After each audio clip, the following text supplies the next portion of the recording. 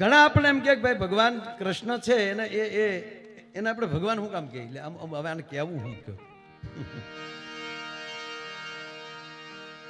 એટલે એને હું ટૂંકો જવાબ આપું કે હાથમાં સુદર્શન ચક્ર લઈ લઈને તો બ્રહ્માંડને તોડી નાખવાની જેનામાં તાકાત છે એ કૃષ્ણ છે, પણ છતાંય શિશુપાલ તમારી જેવા કોઈ શિશુપાલોની હોહો ગાળું સહન કરવાની એમાં ધીરજ છે ને એટલે ભગવાન છે સાહેબ. કારણ કે ભગવાન ભગવાન છે. ભગવાન રામ એટલે જ કહેવાય ને એક અરે 31 બાણ ચડાવવાની જેનામાં તાકાત હોય છતાં રાવણ જેવા રાવણને એમ કહે કે તને હજી આગ માની જાય તો આને બાંધવું નથી, જેમાં ક્ષમા દેવાની તાકાત હોય. અને ત્રીજી વસ્તુ એ છે કે આપણા 16 સંસ્કાર છે. આપણે જીવનમાં 16 સંસ્કાર આવે. પ્રથમ ગર્ભ સંસ્કાર, શ્રીમદ સંસ્કાર, એમ કરતા કરતા લગભગ બધા મને હોળે હોળ આવડે છે, પણ મને જવું પણ હોળે હોળ સંસ્કાર આપણને બધાને ન મળે. આપણે દરેક સમાજને 16 સંસ્કાર ન મળે. દાખલા તરીકે આપણે જનોય ધારણ ન કરીએ તો અગ્નોપવિત સંસ્કાર આપણને ન મળે. ત્રીજી વાત, આપણને સમાધિ સંસ્કાર સમાધિમાં ન મળે, આપણને અગ્નિ સંસ્કાર મળે. અંતિમ સંસ્કારમાં અગ્નિ સંસ્કાર મળે પણ સમાધિ ન મળે. પણ મારે કહેવું છે એ સાહેબ કે બધાય સંસ્કાર તો ન મળે, પણ એક સાથી ઠોકીને કહું કે ગર્ભ સંસ્કારના તો હોય 100% હકદાર છે બધા. અને આ બધું કોઈ પાયા ઉપર ઉભો હોય ને તો ગર્ભ સંસ્કાર ઉપર.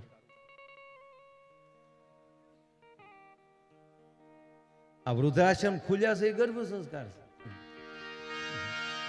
હમણાં તો એક હોસ્પિટલમાં બાળક જન્મ્યો તે સીધો બોલ્યો. નગર ખરેખર તો જે વસ્તુ જ્યારે સારી લાગતી ત્યારે લાગે ને.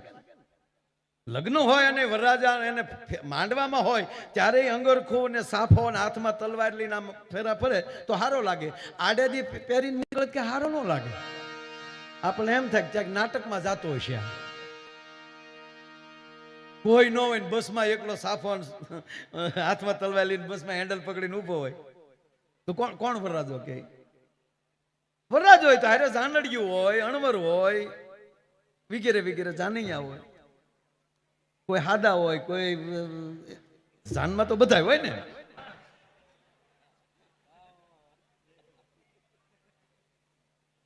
ઈ પછી એનો ઉતારો નોખો હોય. ઈ ન્યા બેઠા બેઠા કે રમણવાર પતી ગયું કે પૂરું થઈ ગયું.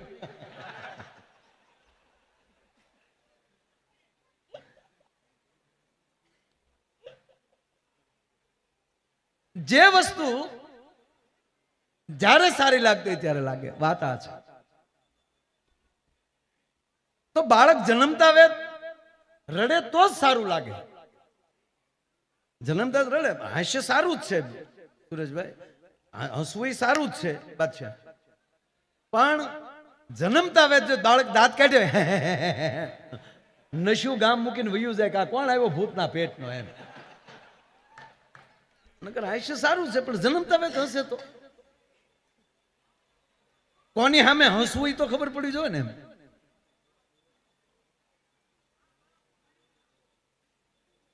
આ બાળક તો હસ્યોય નહીં, રડ્યોય નહીં અને સીધું બોલ્યો તો ભલે બોલ્યો પણ સીધો પુષ્પાનો ડાયલોગ બોલ્યો. આમ કરીને ઝુકેગા નહીં ચાલા. ડોક્ટર ધ્રુજી ગયો. સાહેબ સંશોધન કર્યું ત્યારે જાણવા મળ્યું કે આ છોકરો પેટમાં હતો ને તે એની માએ 45 વાર પુષ્પા જોયું છે. માટે પેટમાં પોઢી ભાઈ હો પણ પેટમાં પોઢીને સાંભળેલી શિવે રામ લક્ષ્મણની વાત.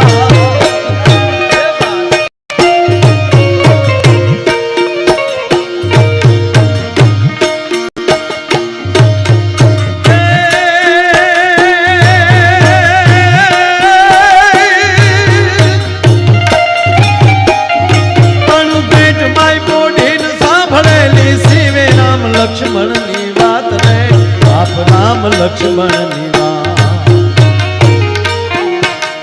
આલુડાના મુખ સે દીધે ઓડી એની ઊંઘ તે દીધી. શિવાજીને નીંદર ના આવે, માતા જીજા ભાઈ ઝુલાવે.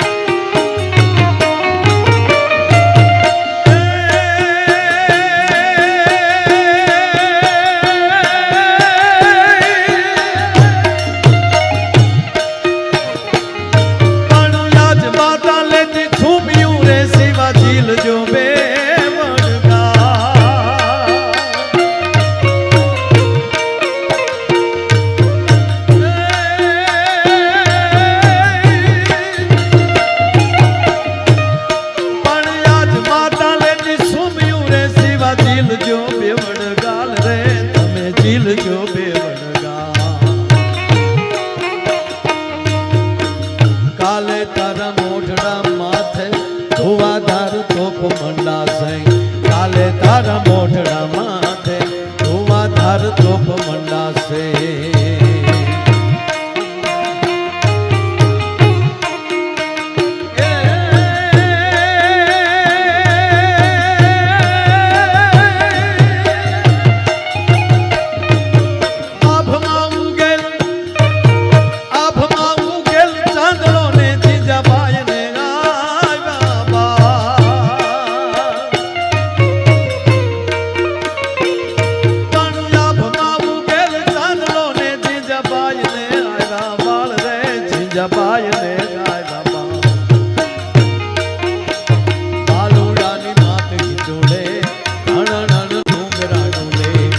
શિવાજીને નીંદરું ના આવે માતા જીજાબાઈ ઝુલાવે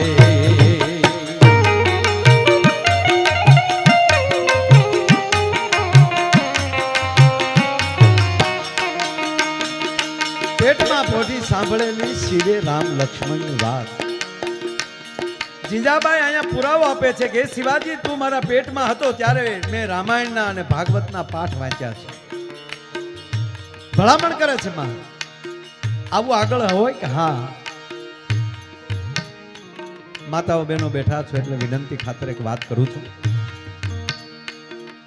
અનેક પવિત્ર ચેતનાઓ આકાશમાં આટા મારી રહી છે એને અવતરવું છે પણ જનેતાને ગોતે છે જનેતાને ગોતે છે કારણ કે અહીંયા તમારે હેલિકોપ્ટર ઉતારવું હોય તો હેલિપેડનું આયોજન કરવું પડે પ્લેન ઉતારવું હોય તો રનવેનું આયોજન કરવું પડે તો આવા સંતો જેવી મહાન ચેતનાને ઉતરવા માટે જનેતાને ગોતતા હોય છે દાતાઓની માટે એવી જનેતા ગોતતા હોય છે સાહેબ ત્રણ જ ઉપર આખી દુનિયા હાલે છે એક ભક્ત ઉપર એક દાતાર ઉપર અને એક સુરવીર ઉપર એટલે મારે એક વાત માતાઓ બધાની હાજરી છે એટલે એક વાત કહું ગર્ભ સંસ્કાર કેટલું કામ કરતું હોય છે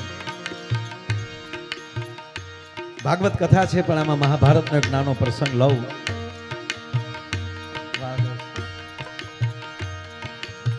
બરોબર મહાભારતનું યુદ્ધ ચાલે છે એમાં ભગવાન કૃષ્ણ અને અર્જુન થોડાક દૂર વયા જાય છે એ મહાભારતના યુદ્ધની જ આ કથા ગર્ભ સંસ્કાર શું કામ કરે એ વાત કરું છું આપણે હું નથી કહેતો હવે કહે છે ભગવાન કૃષ્ણ કહે છે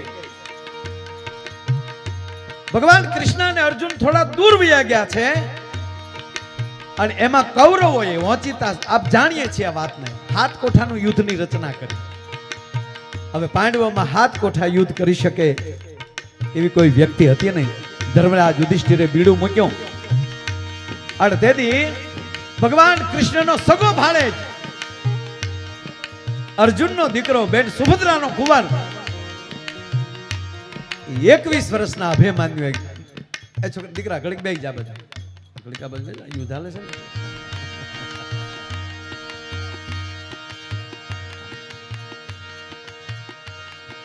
આમાં હું ઝાકાજી કે બોલે એટલે ધ્યાન રાખો અને તારી જેવા યુવાનની વાત હાલે છે મૂળ વાત ઉપર આવું સાહેબ 21 વર્ષના અભિમાન્યુ એ ધર્મરાજ યુધિષ્ઠિરને કહે છે દાદા હું આપણા પક્ષમાંથી નબળું નહીં કહેવા દઉં કાલ કૌરવો એમ કહે કે પાંડવ પક્ષમાંથી કોઈ હાથ કોઠાના યુદ્ધમાં લડવા વાળો નહોતો ટૂંકી વાત લવ સાહેબ આપ જાણીએ છીએ અભિમાન્યુ 6 કોઠા સુધી લડે છે 7મા કોઠામાં પરાજય થાય છે મારે પ્રાણની વાત હવે કરવી છે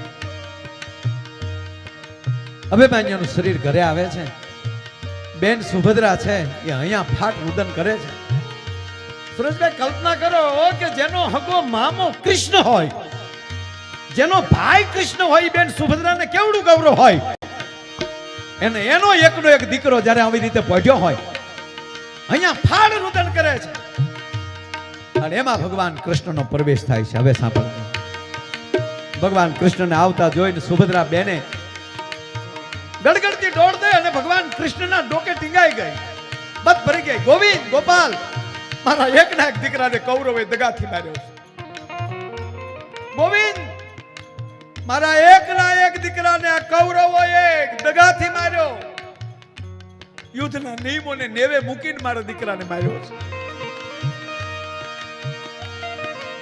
ગોપાલ હજી તો મારા અભિમન્યુને પરણાવ્યો છે એની પત્ની ઓતરાના પેટમાં એનું બાળક છે, હજી એનું મોઢું નથી જોયું એને. માટે તારી બેન તને કલ્પના કરીને કહે છે, કલ્પન કરીને કહે છે, મારા દીકરાને બેઠો કરી, મારા દીકરાને એકવાર હજેવન કર, પછી જોઈ લે મારા દીકરાની તાકાત. ભગવાન કૃષ્ણ બોલતા નથી. છેલ્લે સુભદ્રાના બે હાથમાં પિતાંબર રહી ગયું છે, જુરે છે. ગોપાલ કેમ બોલતો નથી? ગોવિંદ છેલ્લે છાતી ઉપર ઢીકા મારે છે સુભદ્રા. ભગવાન નારાયણની આંખો બંધ છે, આંખમાં દાળ દાળ દાળ આહું પડે છે, પણ અતિ સુભદ્રાનું રુદન હતું. ભગવાન નારાયણ હવે આંખ ખોલે છે, સુભદ્રાનું બાવડું પકડે છે.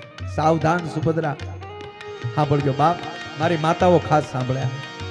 સાવધાન સુભદ્રા, ગોપાલ હું ક્યારની રડું છું, જો તારો ભાણેજ સૂતો છે, મેં જોયો છે, તો મારા દીકરાને હજેવન કર. અને હવે કૃષ્ણ બોલે છે, સાંભળજો સુભદ્રા, એક વાત કહું, આ તારા દીકરાનું મૃત્યુનું કારણ કૌરવો નથી. ભગવાન કૃષ્ણ કહે છે, સાંભળજો, સાંભળ બેન સુભદ્રા, આ તારા દીકરા અભિમન્યુનું મૃત્યુનું કારણ કૌરવો નથી, તું છો ગોવિંદ. હા તું છો બેન, મારા ભાણેજનું મૃત્યુનું કારણ તું છો ગોપાલ. તને યાદ છે સુભદ્રા, આ અભિમન્યુ પેટમાં હતો ને તેથી હું તારી પાસે બેઠો બેઠો હાથ કોઠાની વાત માંડીને બેઠો હતો, હું તને વાત કહેતો હતો, તું સાંભળતી હતી? હા, એ હું તને નહોતો સંભળાવતો, તારા ઉદરમાં જે પડ્યો હતો અભિમન્યુ એને સંભળાવતો હતો. અને તે 6 કોઠા સુધી બેટ સાંભળ્યું, 7મા કોઠે તું સૂઈ ગઈ. એ 7મા કોઠાની નીંદરે તારા અભિમન્યુને કાયમ સુવડાવી દીધો છે. અને સાંભળી લે સુભદ્રા, એ 7 કોઠા જો તું સાંભળી ગઈ હોત, અને એકવાર અભિમન્યુ જે 7 કોઠાની વાત એ માના કોઠામાં જો સાંભળી ગયો હોત, તો સાંભળી લે સુભદ્રા, પૃથ્વીના ગોળામ ઉપર કોઈ એવો જન્મ નહોતો કે મારા અભિમન્યુનો વાળ વાંકો કરી શકે. પણ જ્યારે કોઈ મહાપુરુષ તમને સંસ્કાર આપે છે, અને જ્યારે ગર્ભમાં જે તમારું બાળક જે સાંભળી રહ્યું છે એ સંસ્કારમાં ખામી રહી જાય છે, ત્યારે તકલીફો પડે છે. હવેનો યુગ તો બેનું સારો છે, એકે બેનું મોબાઈલ વગર નથી રહેતા. દીકરાના વહુ હોય, પોતાની એ ગર્ભ પરિસ્થિતિ હોય, ત્યારે કમસે કમ તમે મોબાઈલમાં તો બેઠા બેઠા તમે સાંભળી લેતા હો. અને એ 8 મહિના સુધી તમે સારી વાતો સિવાય, અરે એમાંય છોડો, એમાંય કાયદેસર ગર્ભ સંસ્કાર માટે શું સાંભળવું એ છે, ત્યાં સુધી જો હરખી વાતો સાંભળી લ્યો, પછી તમારા છોકરાને તમારે કેવું પડે કે દીકરા મંદિરે જાજે, તો સાહેબ હું ગાવાનું બંધ કરી દઉં, એ મંદિરે જ જાય સાહેબ, બીજે ન જાય. અયોધ્યાથી લઈ અને મૂળભાઈ સાહેબ આજે આવા ડંકા વાગી રહ્યા છે, ધર્મનું જાગરણ થઈ રહ્યું છે. આવા દાતાઓ ખૂબ દાન કરે છે, દાતાઓ દાનથી મંદિરો તો બનશે, પણ મંદિરે જાય એવા તો આપણે ઊભા કરવા પડશે ને મારા બાપ. બાકી પછી મંદિરે ઓટોમેટિક નગારા મૂકી દે. હમણાં તો એક મંદિરે ગયો બાપુ છે, એક લાઈટથી આરતી કરતા,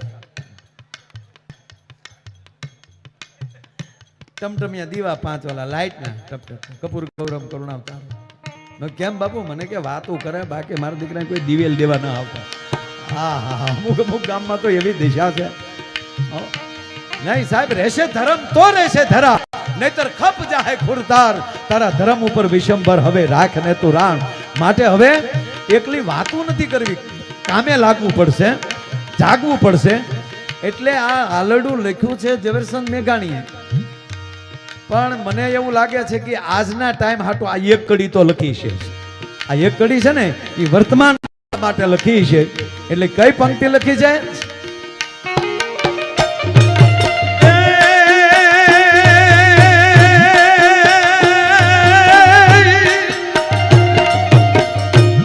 પણ ઉઠ જરે મારા કેહરી રે તારું હિંદવાણું જુવેવા.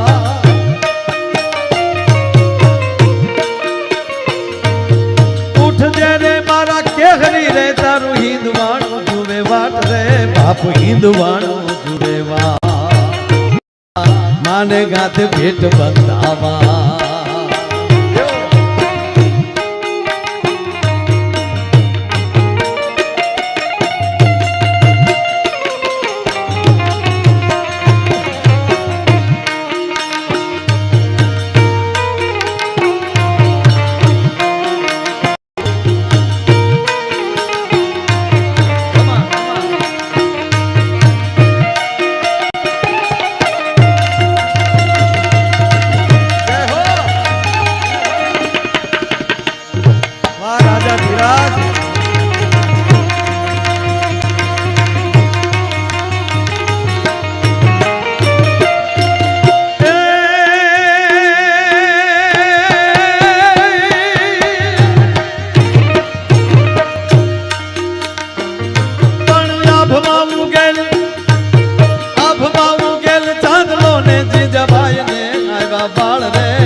ભાઈ ને ગાય બાબા બાલુડાની માત ખીચોડે નાના નાના ડુંગરા ડોલે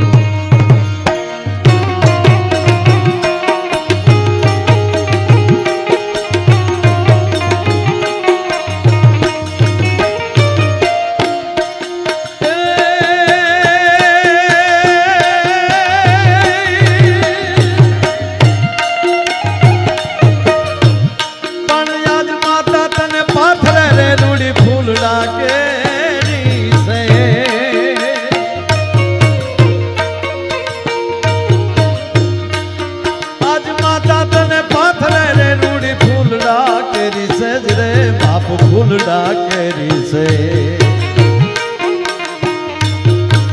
કાલે તારી વીર પથારી પાથર છે વિષ ભુજાળી કાલે તારી વીર પથારી પાથર છે વિષ ભુજાળી